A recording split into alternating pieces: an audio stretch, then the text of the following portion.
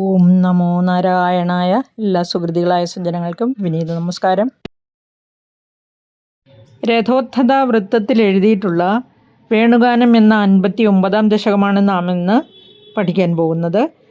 ഭാഗവതം ദശമസ്കന്ധം 21-ാം അധ്യായമാണ് ഈ ദശകത്തിൽ ശ്രീ മേൽപ്പത്തൂർ സംഗ്രഹിച്ചിട്ടുള്ളത്. 1-ാമത്തെയും 2-ാമത്തെയും ദശകത്തിൽ ഗുരുവായൂരപ്പൻ്റെ സ്വരൂപത്തെപ്പറ്റിയും മാഹാത്മ്യത്തെപ്പറ്റിയുമൊക്കെ വർണ്ണിച്ച് കേട്ട് നമ്മുടെ ഉള്ളിൽ എപ്രകാരം ഭക്തി വളർന്നു വരുന്നുണ്ടോ അതുപോലെ തന്നെ ഈ ഭഗവാന്റെ രൂപവർണ്ണനയും മാഹാത്മ്യവും ഒക്കെ കണ്ടും കേട്ടും ഗോപികൾക്കുള്ളിലും ഭഗവാനോടുള്ള പ്രേമവും ഭക്തിയും നിറഞ്ഞു കവിഞ്ഞൊഴുകിക്കൊണ്ടിരുന്നു. അത് നാൾക്ക് നാൾ വർദ്ധിച്ചു വരികയും ചെയ്തുകൊണ്ടിരുന്നു. ഗോപസ്ത്രീകൾ അധികം കണ്ണനിലേക്ക് ആകൃഷ്ടചിത്തകളായി തീർന്നു. അതാണ് ഈ ദശകത്തിൽ പറഞ്ഞു വച്ചിരിക്കുന്നത്. നമുക്ക് 1-ാമത്തെ ശ്ലോകം നോക്കാം. ത്വദ്വപുർണവകളായ കോമളം പ്രേമദോഹനമശേഷമോഹനം ബ്രഹ്മതത്വപരചിന്മുദാത്മകം വീക്ഷ്യ സമ്മുമുഹുരന്വഹം. സ്ത്രീയ ത്വദ്വപുഹു പ്ലസ് നവകളായ കോമളം, ത്വദ്വപുർനവകളായ കോമളം. ഈ സെക്കൻഡ് ലൈനിലേക്ക് വരുമ്പോൾ പ്രേമദോഹനം അശേഷമോഹനം, പ്രേമദോഹനം പ്ലസ് അശേഷമോഹനം, പ്രേമദോഹനം അശേഷമോഹനം എന്നായി വരുന്നു. ഇനി സമ്മുഹു പ്ലസ് അന്വഹമാണ് സമ്മുമുഹുരന്വഹം എന്നെഴുതിയിരിക്കുന്നത്. അത്രയുമേ ഉള്ളൂ പിരിക്കാനുള്ള പദങ്ങൾ. നമുക്കിനി അന്വയം നോക്കാം. നവകളായ കോമളം പ്രേമദോഹനം അശേഷമോഹനം ത്വദ്വപുഹു തത്വപരചിന്മുദാത്മകം ബ്രഹ്മം അന്വഹം വീക്ഷ്യ. സ്ത്രീയഃ സമ്മുമുഹുഹു.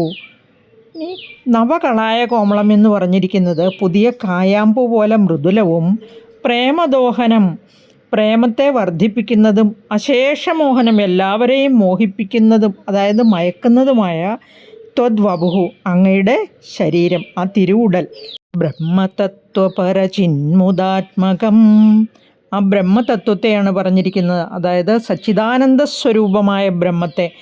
1-ാമത്തെ ദശകത്തിലും 2-ാമത്തെ ദശകത്തിലും എല്ലാം ഭഗവാനെ പറ്റി വർണ്ണിച്ച് സ്വരൂപവും മാഹാത്മ്യവുമാണ് വർണ്ണിച്ചിരിക്കുന്നത്. 1-ാമത്തെ ശ്ലോകത്തിൽ തന്നെ പറഞ്ഞിട്ടുണ്ട്, സാന്ദ്രാനന്ദാവബോധാത്മകം അനുപമം കാലദേശാവധിഭ്യാം. കാലത്തിനും ദേശത്തിനും അവധി അപ്പുറത്തായിട്ടുള്ളത്, അതിന് ലിമിറ്റില്ല, നിർമുക്തം നിത്യമുക്തം, അങ്ങനെ ഒരുപാട് വർണ്ണനകൾ നാം കേട്ടു. അങ്ങനെയുള്ള ആ സച്ചിദാനന്ദ സ്വരൂപമായ ബ്രഹ്മത്തെ അന്വഹം വീക്ഷ്യ പതിവായി കണ്ടിട്ട്. ഇപ്പോൾ ഭഗവാൻ വൃന്ദാവനത്തിൽ ഗോപസ്ത്രീകളുടെ മധ്യത്തിലാണുള്ളതല്ലേ. അവിടെ സത്ത് ചിത്ത് ആനന്ദം ഈ മൂന്നും കൂടിച്ചേരുന്നതാണ് സച്ചിദാനന്ദം. ആ സച്ചിദാനന്ദ സ്വരൂപമായ പരബ്രഹ്മസ്വരൂപത്തെ നിത്യവും കണ്ട് ഗോപസ്ത്രീകൾക്ക് ഭഗവാനോടുള്ള പ്രണയം വർദ്ധിച്ച് അനുരാഗപരവശകളായി തീർന്നു എന്ന് ഈ 1-ാമത്തെ ശ്ലോകത്തിൽ പറഞ്ഞിരിക്കുന്നു. നമുക്കിനി 2-ാമത്തെ ശ്ലോകം നോക്കാം. മന്മഥോന്മഥിതമാനസക്രമാത്വദ്വിലോകനരതാസ്തതസ്തദ ഗോപികാസ്തവനസേഹിരേ ഹരേ കാനനോപഗതിമപ്യഹർമുഖേ. 1-ാമത്തെ ലൈൻ നോക്കൂ. മന്മഥോന്മഥിതമാനസാഹ ക്രമാത്വദ്വിലോകനരതാസ്തതസ്തതഃ. ക്രമാത് ത്വദ്വിലോകനരതാഹ തതസ്തതഃ. ഇവിടെ ക്രമാത് പ്ലസ് ത്വദ്വിലോകനരതാഹ, ക്രമാത്വദ്വിലോകനരതാഹ. ഇനി ത്വദ്വിലോകനരതാഹ പ്ലസ് തതഃ പ്ലസ് തതഃ ത്വദ്വിലോകനരതാസ്തതസ്തതഃ. ഇനി അടുത്ത ലൈനിലേക്ക് വരുമ്പോൾ ഗോപികാസ്തവനസേഹിരേ ഹരേ. ഗോപികാഹ പ്ലസ് തവ, ഗോപികാസ്തവ. ഇനി കാനനോപഗതിം അപ്യഹർമുഖേ. കാനനോപഗതിം പ്ലസ് അപി പ്ലസ് അഹർമുഖേ, കാനനോപഗതിം അപ്യഹർമുഖേ. അന്വയം നോക്കൂ. ഹരേ മന്മഥോന്മഥിതമാനസാഹ ഗോപികാഹ ക്രമാത് തതസ്തതഃ ത്വദ്വിലോകനരതാഹ അഹർമുഖേ തവ കാനനോപഗതിം. അപി ന സേഹിരേ. ശ്രീഹരേ എന്ന് വിളിച്ചിരിക്കുകയാണ് ഭഗവാനെ. ഗുരുവായൂരപ്പ, നിങ്ങൾ മനസ്സിൽ കാണണം. 59ാമത്തെ ദിവസത്തെ ഭജനയാണ്. മേൽപ്പത്തൂർ ഗുരുവായൂർ അമ്പലം നടയിലിരുന്ന് ഭഗവാനെ നോക്കി പറയുന്നതാണിത്. അപ്പോൾ ക്രമാത് ത്വദ്വിലോകനരതാസ്തതസ്തത, അങ്ങേ അനുദിനം എപ്പോഴും കണ്ടുകൊണ്ടിരിക്കുന്നത് നിമിത്തം മന്മഥോന്മഥിത മാനസാഹ, കാമദേവൻ മനസ്സിനെ മഥനം ചെയ്യുക നിമിത്തം, അതായത് അവരുടെ മനസ്സിൽ പ്രേമ പാരവശ്യമുണ്ടായി ഭഗവാനോട്, അനുരാഗം പൊട്ടിമുളച്ചു. ഗോപസ്ത്രീകളെല്ലാം പ്രണയപരവശരായി തീർന്നു. ഗോപികാഹ, ഗോപസ്ത്രീകൾ, ക്രമാത് തതസ്തത, ക്രമത്തിൽ പിന്നെ അങ്ങയെ, ത്വദ്വിലോകനരതാഹ, കാണുന്നതിൽ താൽപ്പര്യം വർദ്ധിക്കുകയാൽ, അഹർമുഖേ, പ്രഭാതത്തിൽ, തവ കാനനോപഗതിം, അങ്ങയുടെ കാട്ടിലേക്കുള്ള പോക്ക്, അപിന്ന സേഹിരേ, സഹിക്കാതെയായി അവർക്ക്. ഭഗവാൻ പൈക്കളെ മേയ്ക്കാൻ ഗോപബാലകന്മാരുമായി ദിവസവും പ്രഭാതത്തിൽ കാനനത്തിലേക്ക് പോകുമല്ലോ. അല്പനേരം പോലും ഭഗവാനെ പിരിഞ്ഞിരിക്കാൻ പറ്റാത്തത്ര അസഹ്യമായിരുന്നു അവരുടെ ആ പ്രണയ പാരവശ്യം. അതുകൊണ്ട് തന്നെ അവർക്ക് കാനനത്തിലേക്കുള്ള ഭഗവാന്റെ പോക്ക് സഹിക്കാതായി എന്ന് പറഞ്ഞിരിക്കുകയാണ്. അല്പസമയം പോലും അവർക്ക് ഭഗവാനെ പിരിഞ്ഞിരിക്കാൻ സാധിക്കുന്നില്ല. ഇനി നമുക്ക് 3ാമത്തെ ശ്ലോകം നോക്കാം. നിർഗതേ ഭവതി ദത്തദൃഷ്ടയസ്ത്വദ്ഗതേന മനസാ മൃഗേക്ഷണ, വേണുനാദമുപകർണ്യ ദൂരതസ്ത്വദ്വിലാസകഥയാഭിരേമിരേ. ദത്തദൃഷ്ടയഃ പ്ലസ് ത്വദ്ഗതേന, ദത്തദൃഷ്ടയസ്ത്വദ്ഗതേന. വേണുനാദം പ്ലസ് ഉപകർണ്യ, വേണുനാദമുപകർണ്യ. ദൂരതഃ പ്ലസ് ത്വദ്വിലാസകഥയാ പ്ലസ് അഭിരേമിരേ, ദൂരതസ്ത്വദ്വിലാസകഥയാഭിരേമിരേ. ശ്രദ്ധിച്ചു വായിക്കണം. ഇനിയുള്ളതെല്ലാം സമസ്ത പദങ്ങളാണ്, പിരിക്കാനൊന്നും കാണുന്നില്ല. ഇനി നമുക്ക് അന്വയം നോക്കാം. ഭവതി നിർഗതേ മൃഗേക്ഷണാഃ ത്വദ്ഗതേന മനസാ ദത്തദൃഷ്ടയഃ ദൂരതഃ വേണുനാദം ഉപകർണ്യ ത്വദ്വിലാസകഥയാ അഭിരേമിരേ. ഭവതി നിർഗതേ മൃഗേക്ഷണാഃ, അവിടുന്ന് കാട്ടിലേക്ക് പോകുമ്പോൾ. ഭവതി എന്ന വാക്ക് താങ്കൾ എന്നാണ് അർത്ഥം. അതിൻ്റെ സ്ത്രീലിംഗ രൂപമാണ് ഭവതി, ഭവാൻ പുല്ലിംഗ രൂപം. വെർബായിട്ട് പ്രയോഗിക്കുമ്പോൾ ആകുക, ഉണ്ടാകുക, സംഭവിക്കുക എന്നെല്ലാം അർത്ഥമുണ്ട്. മൃഗേക്ഷണാഹ, മാനിൻ്റെ കണ്ണുകൾക്ക് സദൃശമായ, ആ നോട്ടത്തിന് സദൃശമായ കണ്ണുകളോടുകൂടിയവൾ. ത്വദ്ഗതേന മനസാഹ, അവിടുന്ന് പോകുമ്പോൾ നിന്തിരുവടിയിൽ മാത്രം മനസ്സർപ്പിച്ചവരായിട്ട്. ദത്തദൃഷ്ടയ, ദൃഷ്ടി അങ്ങയിൽ മാത്രം അർപ്പിച്ചവരായിട്ട്. അനുരാഗപരവശരായി. ദൂരതഃ, ദൂരത്ത് നിന്ന്. വേണുനാദം ഉപകർണ്യ, ഭഗവാൻ വേണു ഓടക്കുഴൽ വായിക്കുമ്പോൾ അത് ദൂരത്ത് നിന്നേ കേൾക്കുമ്പോൾ. ത്വദ്വിലാസകഥയ, നിന്തിരുവടിയുടെ മനോഹര ലീലകളെക്കുറിച്ച് കഥകൾ പറഞ്ഞ് അഭിരേമിരെ, രസിക്കുകയും പതിവായി. അവരങ്ങനെ രമിച്ചുകൊണ്ടിരുന്നു എന്നാണ്. അങ്ങ് കാനനത്തിലാണല്ലോ ഉള്ളത്. ദൂരെ നിന്ന് ഭഗവാന്റെ ഓടക്കുഴൽ നാദം കേൾക്കുമ്പോൾ അദ്ദേഹത്തിൽ തന്നെ മനസ്സ് പതിഞ്ഞിട്ട് അർപ്പിച്ചിട്ട് ആ ഓടക്കുഴൽ നാദം കേട്ട്, ഇനി അടുത്ത് കാണുമ്പോഴാണെങ്കിലോ ഭഗവാനിൽ തന്നെ ദൃഷ്ടി അർപ്പിച്ച് ഇങ്ങനെ പരിസരം മറന്ന് ഭഗവാന്റെ മനോഹര ലീലകളെക്കുറിച്ച് പറഞ്ഞ് രസിക്കുക ഗോപസ്ത്രീകളുടെ പതിവായി. ഗോപസ്ത്രീകൾക്ക് ഭഗവാനെക്കുറിച്ചുള്ള പ്രേമം, ഭക്തി ക്രമത്തിൽ അധികം വർദ്ധിച്ചു വന്നു എന്നർത്ഥം. ഇനി നമുക്ക് 4ാമത്തെ ശ്ലോകം നോക്കാം. കാനനാന്തമിതവാൻ ഭവാനപി സ്നിഗ്ധപാദപതലേ മനോരമേ വ്യത്യയാകലിതപാദമാസ്ഥിത പ്രത്യപൂരയത വേണുനാളികാം. കാനനാന്തം പ്ലസ് ഇതവാൻ, കാനനാന്തമിതവാൻ. ഭവാൻ പ്ലസ് അപി, ഭവാനപി. ഇനി 2ാമത്തെ ലൈനിൽ സ്നിഗ്ധപാദപതലേ ഒന്നുമില്ല, മനോരമേ. വ്യത്യയാകലിതപാദം ആസ്ഥിത പ്രത്യപൂരയത വേണുനാളികാം. നമുക്ക് അന്വയം നോക്കാം. കാനനാന്തം പ്ലസ് ഇതവാൻ, കാനനാന്തമിതവാൻ എന്ന് ഫസ്റ്റ് ലൈനിൽ നമ്മൾ പിരിച്ചു പറഞ്ഞു. കാനനത്തിൽ എത്തിയാൽ. ഭവാൻ അപി, ഭവാനും അതായത് ഗുരുവായൂരപ്പനും. മനോരമേ, മനസ്സിനെ രമിപ്പിക്കുന്ന മനോഹരമായ സ്നിഗ്ധപാദപതലെ, കുളിർമയുള്ള മരച്ചുവട്ടിൽ, മരത്തിൻ്റെ തണലിൽ, അതായത് പാദപം വൃക്ഷം, കാട്ടിലെത്തിയാൽ മനോഹരമായ ആ മരച്ചുവട്ടിൽ, തണലിൽ, പ്രത്യയാകലിത പാദം, പാദങ്ങൾ രണ്ടും പിണച്ചു വെച്ച്, നമ്മൾ സന്ധ്യാനാമത്തിൽ ചൊല്ലില്ലേ, തൃക്കാൽ രണ്ടും പിണച്ച തിരുമുഖ കമലം ദക്ഷിണേ ചായ്ച്ചു വെച്ചും, ഭഗവാന്റെ നിൽപ്പിനെയാണ് പറഞ്ഞിരിക്കുന്നത്. പ്രത്യേക തരത്തിൽ വലത് കാൽപാദം എടുത്ത് ഇടത് പാദത്തിന് മുകളിലേക്ക് വെച്ചിട്ടല്ലേ നിൽക്കുക, അതിനെയാണ് പറഞ്ഞിരിക്കുന്നത്. ആസ്ഥിത, ആ നിൽപ്പിനെയാണ്. പ്രത്യയാകലിത പാദം ആസ്ഥിത. വേണു നാളികാം, വേണു ഓടക്കുഴൽ, ഓടക്കുഴൽ വിളിക്കുന്നത് പ്രത്യപൂരയത, പതിവായി തീർന്നുവല്ലോ. ഭഗവാൻ കാട്ടിലെത്തിക്കഴിഞ്ഞാൽ ഉടനെ തന്നെ ഒരു തണൽ മരച്ചുവട്ടിൽ ചെന്ന് പാദങ്ങൾ പിണച്ചു വെച്ചിട്ട് മനോഹരമായി ഓടക്കുഴൽ വിളിക്കുന്നത് പതിവായി എന്ന് ഈ ശ്ലോകത്തിൽ പറഞ്ഞിരിക്കുന്നു. നമുക്കിനി 5-ാമത്തെ ശ്ലോകം നോക്കാം. മാരബാണധുതഖേചരീകുലം നിർവികാര പശുപക്ഷിമണ്ഡലം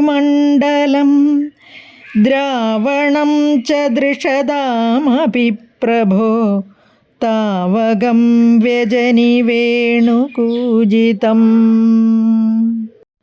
മാരബാണധുതഖേചരീകുലം നിർവികാര പശുപക്ഷിമണ്ഡലം ദ്രാവണം ച ദൃഷതാം പ്ലസ് ആപ്പിയാണ്, ദൃഷതാമപി പ്രഭോ താവകം വ്യജനി വേണുകൂജിതം.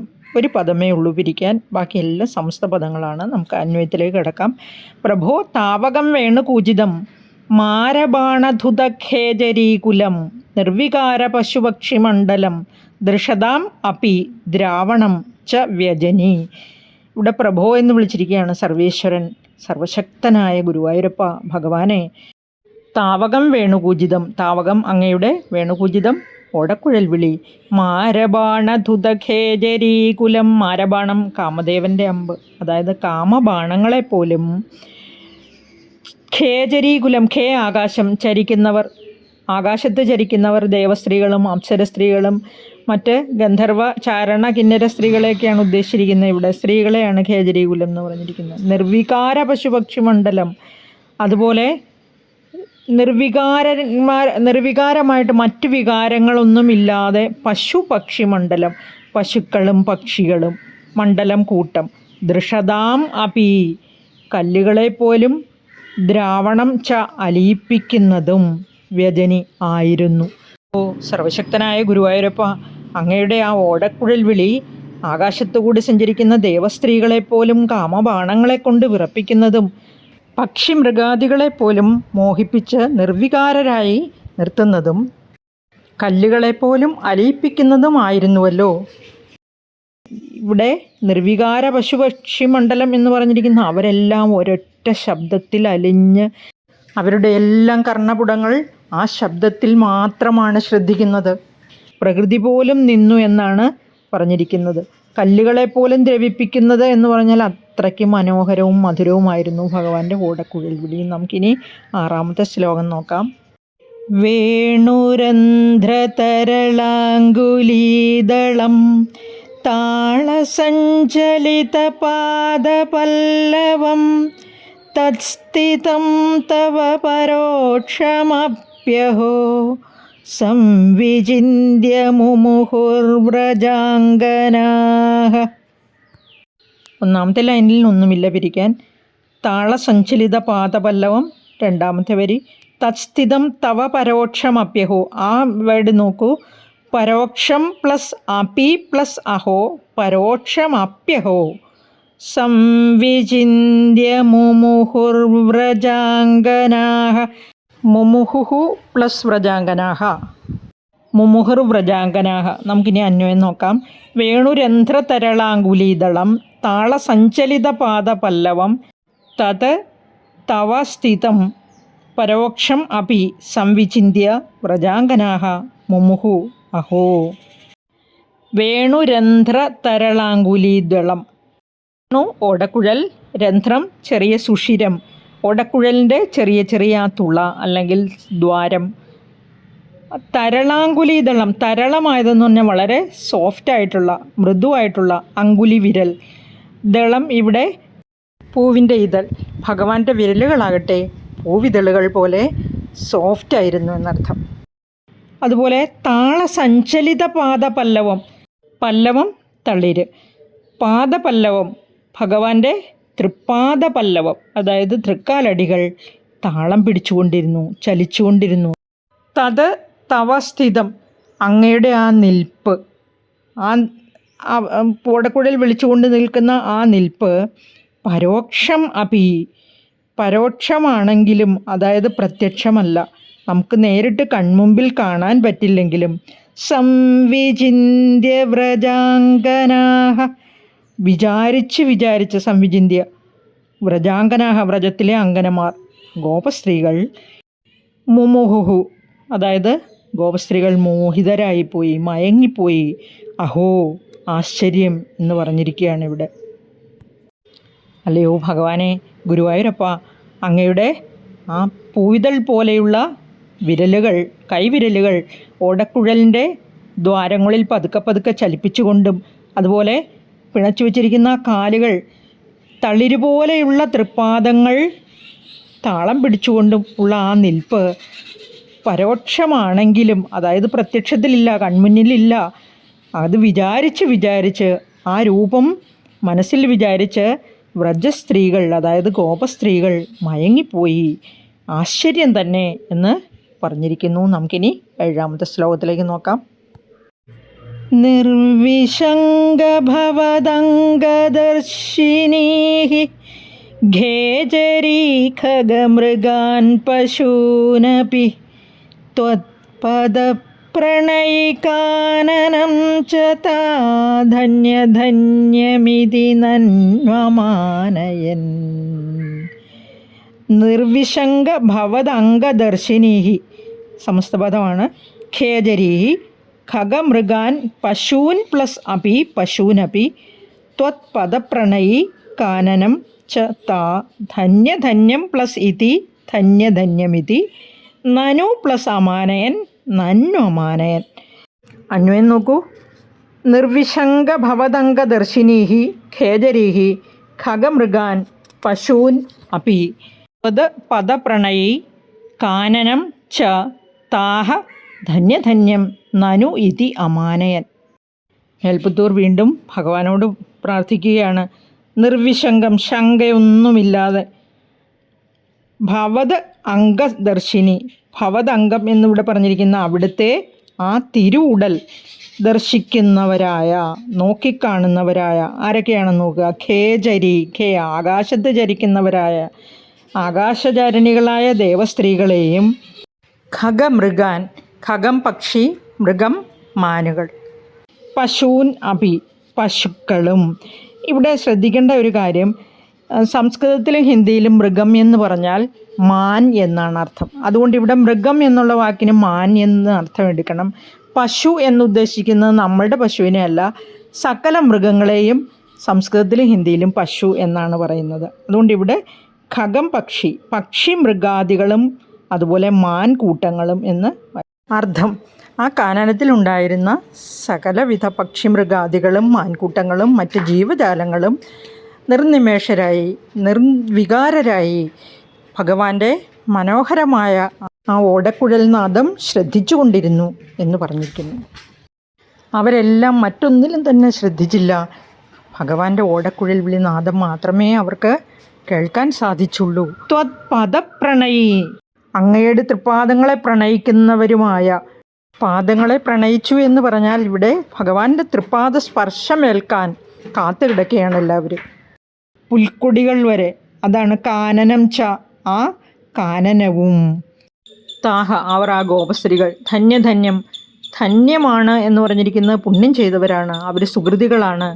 നനു ഇതി അമാനയൻ എന്ന് പറഞ്ഞ് വളരെയധികം ബഹുമാനിച്ചു എന്ന് ഈ ശ്ലോകത്തിൽ പറഞ്ഞിരിക്കുന്നു. അതായത് ഈ ശ്ലോകത്തിൽ ആ ഭഗവാനെ ദർശിക്കാനും ഭഗവാന്റെ പാദസ്പർശമേൽക്കാനും ഭാഗ്യം സിദ്ധിച്ചിരിക്കുന്ന പുൽക്കൊടികളെയും പക്ഷിമൃഗാദികളെയും മറ്റ് നിർജീവ വസ്തുക്കൾ പോലും വളരെയധികം പുണ്യം ചെയ്തവരാണ് എന്ന് പറഞ്ഞ് ഗോപസ്ത്രീകൾ അവരെ ബഹുമാനിക്കുകയാണ്. ഇനി 8ാമത്തെ ശ്ലോകത്തിൽ ഗോപസ്ത്രീകൾ ഓടക്കുഴലിന് ലഭിച്ച ആ ഭാഗ്യം തങ്ങൾക്കും ഒരു ദിവസമെങ്കിലും ലഭിച്ചിരുന്നെങ്കിൽ എന്ന് ആഗ്രഹിക്കുന്നതായിട്ട് മേൽപ്പത്തൂർ പറയുകയാണ്. നമുക്ക് ആ 8ാമത്തെ ശ്ലോകം നോക്കാം. പിബേയമധരാമൃതം കദാ വേണുഭുക്തരസശേഷമേകദാ ദൂരതോ ബത കൃതം ദുരാശയേത്യാകുലാമുഹുരിമാസമാമോഹൻ. ആപിബേയം പ്ലസ് അധരാമൃതം, ആപിബേയമധരാമൃതം. 2ാമത്തെ ലൈനിലേക്ക് വരുമ്പോൾ വേണുഭുക്തരസശേഷം പ്ലസ് ഏകത, വേണുഭുക്തരസശേഷമേകത. ദൂരതഃ പ്ലസ് ബത, ദൂരതോ ബത. ദൂരതഃ ദൂരതോ എന്നായി മാറിയിരിക്കുന്നു. ഇനി ദുരാശയ പ്ലസ് ഇതി പ്ലസ് ആകുല, ദുരാശയേത്യാകുല മുഹുരിമാഹ സമാമുഹൻ. ഇനി അന്വയം നോക്കാം. വേണുഭുക്തരസശേഷം അധരാമൃതം കഥാ ഏകദാ ആപിബേയം ദൂരതഃ ബത ദുരാശയാ കൃതം ഇതി ഇമാഹ ആകുലാഹ മുഹുഹു സമാമുഹൻ. ഇവിടെ വേണുഭുക്തരസശേഷം അധരാമൃതം, അതായത് ഓടക്കുഴൽ ആസ്വദിച്ച് ബാക്കിയുള്ള ഭഗവാന്റെ അധരാമൃതത്തെ, അധരം ചുണ്ടുകളാണ്, ചുണ്ടുകളാകുന്ന അമൃതം, കഥാ ഏകത എന്നെങ്കിലും ഒരിക്കൽ, ആപിബേയം ഇവിടെ ആസ്വദിക്കുക, കുടിക്കുക എന്നർത്ഥം. ആ അധരാമൃതം എനിക്കും എന്നാണ് കുടിക്കാൻ കഴിയുക. അതായത് ഭഗവാന്റെ ചുണ്ടിൽ മുട്ടിയിരുന്നുകൊണ്ട് ആ ഓടക്കുഴൽ ആ അധരാമൃതത്തെ ആസ്വദിക്കുന്നത് പോലെ എനിക്കും കഴിയുമോ എന്ന് സംശയിക്കുന്നു. ദൂരതഃ ദൂരത്ത് തന്നെയാണ്, ബത കഷ്ടം, എൻ്റെ ആ ആഗ്രഹം വളരെ അകലെയാണ്, എനിക്കത് സാധിക്കാൻ കഴിയുമെന്ന് തോന്നുന്നില്ല എന്ന് നിരാശപ്പെടുകയാണ് ഗോപസ്ത്രീകൾ. ദുരാശയാകൃതം, ഇതെൻ്റെ ദുരാഗ്രഹം തന്നെയാണ്, നിഷ്ഫലമാണ്, അതൊരിക്കലും സാധിക്കില്ല എന്ന് വിചാരിച്ച് നിരാശപ്പെടുകയാണ്. ഇതി ഇമാഹ ആകുലാഹ, ഇപ്രകാരം ചിന്തിച്ച് ആകുലരായ അവർ, ആ ഗോപസ്ത്രീകൾ, മുഹുഹു സമാമുഹൻ, വീണ്ടും വീണ്ടും പ്രേമ പാരവശ്യത്താൽ വല്ലാതെ സങ്കടം അനുഭവിച്ചു എന്ന് പറഞ്ഞിരിക്കുകയാണ്. മുഹുഹു വീണ്ടും എന്നാണ്. വീണ്ടും വീണ്ടും അനുരാഗ പാരവശ്യത്തിൽ മോഹിതരായി മയങ്ങി സങ്കടം അനുഭവിച്ചു. ഞങ്ങൾക്കും ആ അധരാമൃതം ഒന്ന് നുകരാൻ ഓടക്കുഴലിനെ പോലെയുള്ള ഭാഗ്യം സിദ്ധിച്ചില്ലല്ലോ, എന്നാണ് ഞങ്ങൾക്ക് ആ ഭാഗ്യം സിദ്ധിക്കുക, എന്നെങ്കിലും ഒരിക്കൽ സിദ്ധിക്കുമോ? വേണ്ട, അത് ഞങ്ങളുടെ ദുരാഗ്രഹം തന്നെയാണ്, സാധിക്കാൻ പ്രയാസമാണ്, വളരെ അകലെയാണ് ഞങ്ങളുടെ ആഗ്രഹം എന്ന് തന്നെത്താൻ വിചാരിച്ച് അവർ വളരെയധികം സങ്കടപ്പെട്ടു എന്ന് പറഞ്ഞിരിക്കുകയാണ് ഈ ശ്ലോകത്തിൽ.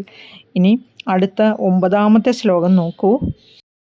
പ്രത്യഹം ച പുനരിദ്ധമംഗനാശ്ചിത്തയോ നിജനിതാദനുഗ്രഹാത്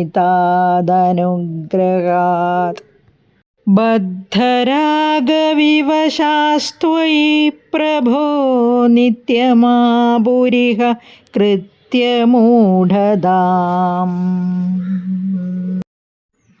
പ്രതി പ്ലസ് അഹം പ്രത്യഹം, പുനഃ പ്ലസ് ഇദ്ധം പ്ലസ് അങ്കനാഹ, പുനരിദ്ധമങ്കനാഹ, അങ്കനാഹ പ്ലസ് ചിത്തയോനി, അങ്കനാശ്ചിത്തയോനി, ജനിതാത് പ്ലസ് അനുഗ്രഹാത്, ജനിതാത് അനുഗ്രഹാത്, ബദ്ധരാഗവിവശാഹ പ്ലസ് ത്വയി, ബദ്ധരാഗവിവശാസ്ത്വയി, നിത്യം പ്ലസ് ആബുഹു പ്ലസ് ഇഹ, നിത്യമാപുരിഹ.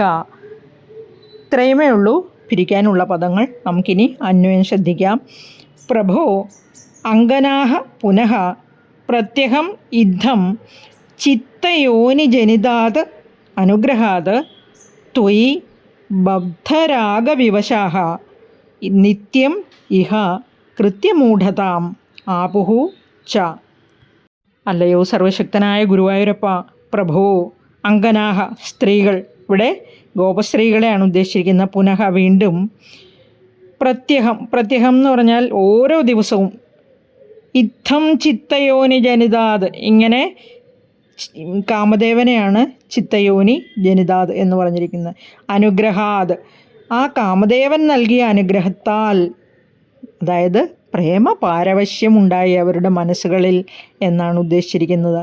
ആ അനുരാഗത്താൽ ത്വയി ബദ്ധരാഗ വിവശാഹ, അങ്ങയിൽ ബദ്ധരാഗ വിവശാഹ, പ്രേമം വർദ്ധിച്ചതു നിമിത്തം, അങ്ങയിൽ അനുരാഗം വർദ്ധിച്ചത് നിമിത്തം, നിത്യം ഇഹ, ദിവസവും ഇങ്ങനെ ഇവിടെ, കൃത്യമൂഢതാം, കൃത്യം എന്ന് പറഞ്ഞാൽ കർത്തവ്യങ്ങളെയാണ് ഉദ്ദേശിച്ചിരിക്കുന്നത്. അവരെല്ലാം അവരുടെ കർത്തവ്യങ്ങൾ ചെയ്യാൻ മറന്നിട്ട് എന്താണ് ചെയ്യേണ്ടത് എന്ന് നിശ്ചയമില്ലാത്ത അവസ്ഥ, ഏതു സമയവും ഇവിടെ എന്ത് ചെയ്യണ്ടു എന്നറിയാത്ത നിലയിൽ എത്തിച്ചേരുകയും ചെയ്തു ഈ ഗോപസ്ത്രീകളെല്ലാം. അതായത് ഭഗവാനെ പറ്റി മാത്രമേ ചിന്തയുള്ളൂ. ഭഗവാന്റെ ആ വേണുനാദം ദൂരെ നിന്ന് കേൾക്കുന്നു, അതിൽ ലയിച്ചങ്ങനെ നിൽക്കുന്നു. കണ്ടില്ലെങ്കിലും, അതായത് ഭഗവാൻ മുൻപിലില്ലെങ്കിലും ഭഗവാനെ തന്നെ വിചാരിച്ച് ഭഗവാന്റെ വേണുഗാനത്തിൽ ലയിച്ച് ആ രൂപത്തിൽ മയങ്ങി അങ്ങനെ എന്താണ് ചെയ്യേണ്ടതെന്നറിയാത്ത അവസ്ഥയിൽ ഗോപസ്ത്രീകളെല്ലാം മയങ്ങി നിന്നുപോയി. ഇനി ചിത്തയോനി ജനിതാത് അനുഗ്രഹാത് എന്ന് പറഞ്ഞിരിക്കുകയാണ്. ഇവിടെ കാമദേവൻ്റെ അനുഗ്രഹം കൊണ്ടാണ് ഇങ്ങനെ സംഭവിച്ചത്. ആ ഗോപസ്ത്രീകളുടെ മനസ്സുകളിൽ ഭഗവാനോടുള്ള ഭക്തിയും പ്രേമവും അനുദിനം വർദ്ധിച്ചു വന്നു. ആ കാമബാണം ഏറ്റ് എന്ന് പറഞ്ഞാൽ കാമദേവൻ്റെ അനുഗ്രഹത്താൽ എന്നാണ് ഇവിടെ പറഞ്ഞിരിക്കുന്നത്. അങ്ങനെയാണ് അവർക്ക് ഭഗവാനെ സ്മരിച്ചുകൊണ്ട് നിൽക്കാനുള്ള അവസരം ലഭിച്ചിരിക്കുന്നത്. നമുക്കിനി 10ാമത്തെ ശ്ലോകം നോക്കാം. അത് കുറച്ചും കൂടെ വ്യത്യസ്തമായ ഒരു രാഗമാണ്. അതായത് ശാലിനി വൃത്തത്തിലാണ് അത് എഴുതിയിരിക്കുന്നത്. അത് പാടുമ്പോൾ ശ്രദ്ധിക്കുക. രാഗസ്താവജ്ജായതേ ഹി സ്വഭാവാൻ മോക്ഷോപായോ യത്നദസ്യാന്നവാ സ്യാദ് താസാന്ത്വേകം തദ്വയം ലബ്ധമാസീത് ഭാഗ്യം ഭാഗ്യം പാഹി മാം മാരുതേശ. രാഗഃ പ്ലസ് താവത്, രാഗസ്താവത്, സ്വഭാവാത് പ്ലസ് മോക്ഷോപായഃ പ്ലസ് യത്നതഃ, സ്വഭാവാൻ മോക്ഷോപായോ യത്നതഃ. മോക്ഷോപായഃ എന്നത് മോക്ഷോപായോ എന്നായിട്ടിരിക്കുന്നു. ശ്രദ്ധിക്കൂ. സ്യാത് പ്ലസ് ന പ്ലസ് വ പ്ലസ് സ്യാത്, സ്യാന്നവാ സ്യാത്. തു പ്ലസ് ഏകമാണ്, ത്വേകം. തത് പ്ലസ് ദ്വയം, തദ്വയം. ലബ്ധം പ്ലസ് ആസീത്, ലബ്ധമാസീത്. 4ാമത്തെ ലൈനിലൊന്നുമില്ല. നമുക്കിനി അന്വയം നോക്കാം. രാഗഃ താവത് സ്വഭാവാത് ഹി ജായതേ മോക്ഷോപായഃ യത്നതഃ സ്യാത് ന വാ സ്യാത് താസാം തു തത് ദ്വയം ഏകം ലബ്ധം ആസീത് ഭാഗ്യം ഭാഗ്യം മാരുതേശ ത്വം മാം പാഹി. രാഗഃ താവത് സ്വഭാവാത്, ഇവിടെ ആ അനുരാഗത്തിൻ്റെ കാര്യമാണ് പറഞ്ഞിരിക്കുന്നത്. ഗോപസ്ത്രീകളുടെ മനസ്സിലുണ്ടായ അനുരാഗമില്ലേ, അത് സ്ത്രീകളുടെ മനസ്സിൽ താവത് സ്വഭാവത്, അതിൻ്റെ തന്നെ, അതായത് സ്വയം ഉണ്ടാകുന്നതാണ് എന്ന് പറഞ്ഞിരിക്കുകയാണ്. അത് ജന്മനാ ഉള്ള സ്വഭാവം എന്ന് പറയുന്ന പോലെ സ്വയമേവ ഉണ്ടായിത്തീരും. മോക്ഷോപായഃ യത്നതഃ, ഇവിടെ അനുരാഗമെന്ന് പറഞ്ഞിരിക്കുന്നത് ഭാര്യയ്ക്ക് ഭർത്താവിനോടുള്ള സ്നേഹമാകാം, ഭർത്താവിന് ഭാര്യയോടുള്ള സ്നേഹമാകാം. ഇവിടെ പരസ്പരമുള്ള അനുരാഗം എന്നാണ്. അതായത് പ്രിയതമയും പ്രിയതമനുമാണെങ്കിൽ അവർക്ക് പരസ്പരം സ്നേഹം തന്നെ ഉണ്ടാകും മനസ്സിനുള്ളിൽ. എന്നാൽ മോക്ഷോപായ, മോക്ഷത്തിനായുള്ള ആ അനുരാഗം, അതിനുള്ള ഉപായം യത്നതഃ, പ്രയത്നത്താൽ, വളരെയധികം പ്രയത്നിച്ചാൽ പോലും സ്യാദ് ന വാ സ്യാദ്, ഉണ്ടായി എന്നും വരാം ഉണ്ടായില്ല എന്നും വരാം. എത്രമാത്രം പ്രയത്നിച്ചാലും ഉറപ്പായും കിട്ടും എന്ന് പറയാൻ പറ്റില്ല. അതാണ് സ്യാന്നവാ സ്യാത് എന്ന് പറഞ്ഞിരിക്കുന്നത്. താസാം തു, അവർ, ആ ഗോപസ്ത്രീകളെയാണ്. താസാം തു തത് ദ്വയം ഏകം, ഇവിടെ തത് അത് രണ്ടും, ദ്വയം രണ്ട്, ഏകം ഒരുമിച്ച് തന്നെ, ലബ്ധം ആസീത് കിട്ടിയിരിക്കുന്നു, ഭാഗ്യം. അത് രണ്ടും എന്ന് പറഞ്ഞാൽ ഇവിടെ ആ മനസ്സിലുണ്ടായ പ്രിയതമനോടുള്ള അനുരാഗവും അതുപോലെ മോക്ഷത്തിനുള്ള മാർഗവും, അതായത് ഭഗവാനെ പ്രാപിക്കാനുള്ള മാർഗമാണല്ലോ ഭക്തി. ആ പ്രേമമുണ്ടായി, അത് ഭക്തിയിലേക്ക് ഉയർന്ന് അതിൻ്റെ ശ്രേണി, ആ ഭക്തിയുടെ ശ്രേണിയിൽ നിന്ന് വീണ്ടും മോക്ഷത്തിനുള്ള ഉപായമായിട്ട് ഉയർന്നുയർന്ന് വന്ന് അങ്ങ് പരമോന്നതിയിലെത്തുമ്പോഴാണ് മോക്ഷം കിട്ടുന്നത്, അല്ലേ? അപ്പോൾ ഇവിടെ ആ ഗോപസ്ത്രീകൾക്ക് ഇത് രണ്ടും ഒരുമിച്ച് തന്നെ കിട്ടിയിരിക്കുന്നു എന്ന് പറയുകയാണ്. ലബ്ധമാസീത്, ഭാഗ്യം ഭാഗ്യം, എന്ത് മഹാഭാഗ്യം എന്ന് ഗുരുവായൂരപ്പനോട് പറയുകയാണ് മേൽപ്പത്തൂർ. മാരുദേശ, എൻ്റെ ഗുരുവായൂരപ്പ, മാം പാഹി, നിന്തിരുവടി എന്നെയും രക്ഷിക്കണേ എന്ന് പറഞ്ഞിരിക്കുന്നു. സ്ത്രീകൾക്ക് സ്വന്തം ഭർത്താവിൽ പ്രേമം ഉണ്ടാകാൻ ആരും ഒന്നും ചെയ്യേണ്ടതില്ല, അത് സ്വയം ഉണ്ടാകും. അത് അവർക്ക് മനസ്സിൽ സ്വയം പൊട്ടിമുളച്ചുണ്ടായി ആ പ്രേമം വർദ്ധിച്ച് അവർ പതി പരമേശ്വര എന്ന് പറയില്ല, അതുപോലെ തന്നെ ആ പതിയെ പരമേശ്വരനായിട്ട് കണ്ട്, മഹാദേവനായിട്ട് കണ്ട് പ്രേമിക്കുകയും ഭക്തിപൂർവ്വം ശുശ്രൂഷിക്കുകയും ചെയ്യും. തത്ത്, അത് സ്വയം ഉണ്ടായിക്കൊള്ളും ആ അനുരാഗം. മോക്ഷകാരണമായ ഭഗവത് പ്രേമമാകട്ടെ വളരെ പ്രയത്നിച്ചാൽ ഉണ്ടായെന്നും വരാം, ഉണ്ടായില്ലെന്നും വരാം. ഇതാണ് സാമാന്യ സ്വഭാവമായിട്ട് പറഞ്ഞിരിക്കുന്നത്. ഗോപസ്ത്രീകൾക്ക് ഭഗവാൻ തന്നെയാണല്ലോ കാന്തൻ, അവർ അദ്ദേഹത്തെ പ്രണയിക്കുവാണല്ലോ ഭഗവാനെ. അപ്പോൾ സ്വാഭാവികമായി ഉണ്ടാകുന്ന പ്രേമം അവരുടെ മനസ്സിൽ തനിയെ ഉണ്ടാകും. ഭഗവത് പ്രേമമാകയാൽ മോക്ഷകാരണമായ ആ പ്രേമം നിഷ്പ്രയാസം ഗോപസ്ത്രീകൾക്ക് ലഭിച്ചു എന്നിവിടെ മേൽപ്പത്തൂർ പറഞ്ഞിരിക്കുകയാണ്. രോഗി ഇച്ഛിച്ചതും പാല്, വൈദ്യൻ കൽപ്പിച്ചതും പാല് എന്ന പഴഞ്ചൊല്ല് കേട്ടിട്ടുണ്ടാവുമല്ലോ. അതുപോലെ തന്നെയാണ് ഇവിടെ ഗോപസ്ത്രീകളുടെ സ്ഥിതിയും. പ്രേമം അവരുടെ മനസ്സിൽ സ്വാഭാവികമായി പൊട്ടിമുളച്ച് വളർന്നും പന്തലിച്ചു ഭഗവാനോടുള്ളത്. പ്രേമമായതിനാൽ അത് മോക്ഷകാരണമായി തീരുകയും ചെയ്തു എന്നാണ് മേൽപ്പത്തൂർ പറഞ്ഞിരിക്കുന്നത്. തനിക്ക് പിടിപെട്ടിട്ടുള്ള വാതരോഗം മോക്ഷകാരണമായി തീരണമേ എന്ന് കവിയുടെ പ്രാർത്ഥന ഇവിടെ നമുക്ക് ഊഹിക്കാൻ കഴിയും. അതായത് ആ രോഗം മാറണമേ എന്ന പ്രാർത്ഥനയോടെയാണല്ലോ ഭഗവാനെ ഭജിക്കാൻ വന്നിരിക്കുന്നത്. അതുകൊണ്ട് ആ ഭക്തിയിൽ ലയിച്ച് ഈ പ്രാർത്ഥന തീരുമ്പോഴേക്കും ഭഗവാന്റെ അടുത്തെത്താനുള്ള മോക്ഷകാരണമായി തീരണം ഈ പ്രാർത്ഥനയും എന്ന് മേൽപ്പത്തൂർ ആഗ്രഹിക്കുന്നതായിട്ട് നമുക്ക് തോന്നുന്നില്ലേ? അതുപോലെ പ്രാർത്ഥിച്ച് അവസാനിപ്പിക്കുകയാണ്, എന്നെയും രക്ഷിക്കണേ എന്ന്, എൻ്റെ ഗുരുവായൂരപ്പ നിന്തിരുവടി എന്നെ രക്ഷിക്കണേ എന്ന് പറഞ്ഞുകൊണ്ട് പതിവ് പോലെ ഈ ദശകവും അവസാനിപ്പിച്ചിരിക്കുന്നു.